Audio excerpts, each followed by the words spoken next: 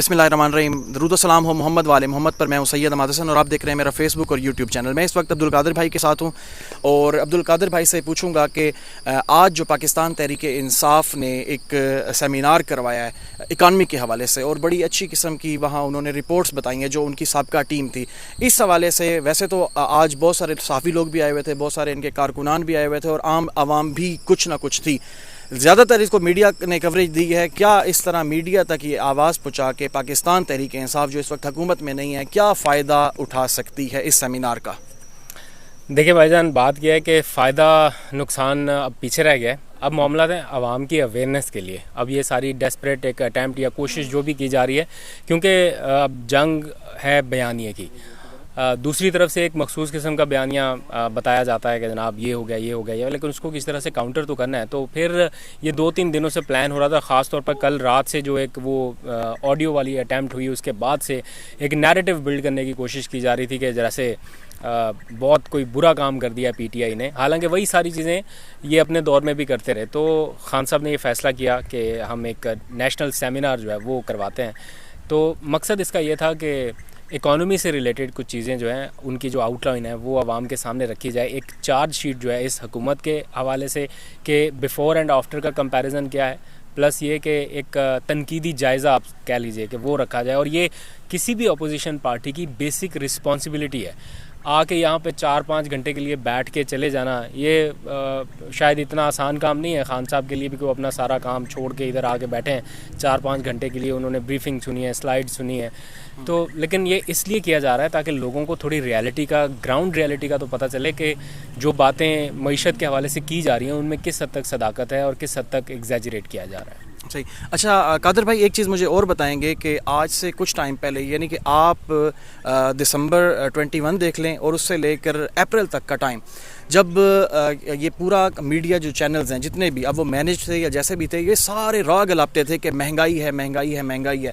और वाकई में उतनी महंगाई का इन्होंने रट्टा लगा लिया था कि हम लोग जो पीटीआई को सपोर्ट करते थे, पीटीआई के सपोर्टर थे, हमें भी ये लगता था कि 150 रुपये पे जो हम पेट्रोल डलवा रहे हैं ये हमारे साथ जुल्म है। लेकिन क्योंकि हम पार्टी के थे तो हम शोर नहीं मचाते थे लेकिन खामोश रह जाते थे। लेकिन अब वही जो पेट्रोल है वो 250 तक चला गया है और इस तरह हर चीज़, यानी कि महंगाई जो आज इन्होंने चार्जशीट पेश की है उसमें 50% प्लस की महंगाई ये बता रहे थे। लेकिन अब ना मीडिया बोल रहा है, ना वो जो आम आवाम उस टाइम मीडिया दिखाया करता था वो सड़कों पर है। इस हवाले से थोड़ा मीडिया इसलिए भी नहीं बोल रहा कि मीडिया ये सब नहीं दिखा रहा।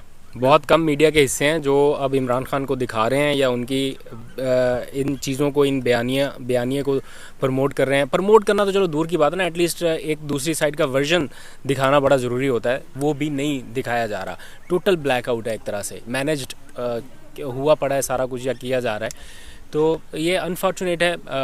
अभी तो महंगाई आपने कहा कि बहुत हो गई, अभी तो गेम और ऊपर जानी है, अभी तो मामला तो और ऊपर जाने हैं। डॉलर किधर चला गया आपके सामने है। फिर जो सेंसिटिव प्राइस इंडेक्स है वो बहुत ऊपर चला गया। इससे जो मिडिल क्लास तबका है वो इतना ज़्यादा इफ़ेक्ट हो गया कि उसके लिए अनफॉर्चुनेटली मैं ये कहना चाहता हूँ कि जब खान साहब की गवर्नमेंट थी, मिडिल क्लास तबका कहीं ना कहीं उस वक्त भी नज़रअंदाज हो गया, क्योंकि सारी तवज्जो वो एहसास प्रोग्राम के थ्रू बिल्कुल पिसे हुए तबके की तरफ थी। बिल्कुल ऐसा कि ये कोशिश थी कि मिडिल क्लास तबका तो जैसे तैसे सर्वाइव कर लेगा, अभी निचले तबके का सोचें। निचले तबके से मुराद मेरा ये कोई गलत ना ले ले, मतलब पिसा हुआ तबका। अब जो है वो मामला इतना ख़राब हो गया कि अब जो मिडिल क्लास है वो भी तकरीबन उसी लाइन के आसपास पहुंच चुका है। तो ये सारा कुछ हो रहा है और किसी को भी ये परवाह नहीं है। कुछ लोगों को है, लेकिन कुछ लोगों की अनाएं जो हैं वो इन मसाइल से बहुत ऊपर है। तो वो इस तरफ सोच ही नहीं रहे, इस तरफ जा ही नहीं रहे कि आने वाले 2-3 साल के बाद क्या होगा, आने वाले 6 महीनों के बाद क्या होगा।